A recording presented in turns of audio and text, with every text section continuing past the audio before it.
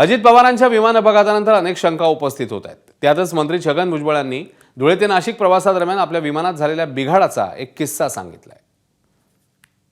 जे आहे महाराजांच्या पुतळ्याचं अनावरण होतं आणि मग मुंबईहून धुळ्याला जायचं विमानाने आणि धुळ्यावरून शिर्डीला येऊन येवल्याला यायचं.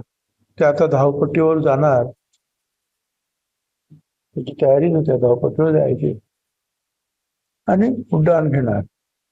तितक्या डॅशबोर्डचे जे स्क्रीन्स जे आहेत ते दोन्ही जे आहेत बंद झाले. पण ताबडतोब मग ते उड्डाण जे आहे कॅन्सल केलं.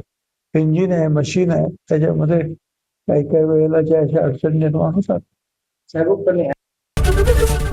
एबीपी माझा, उघडा डोळे बघा नीट.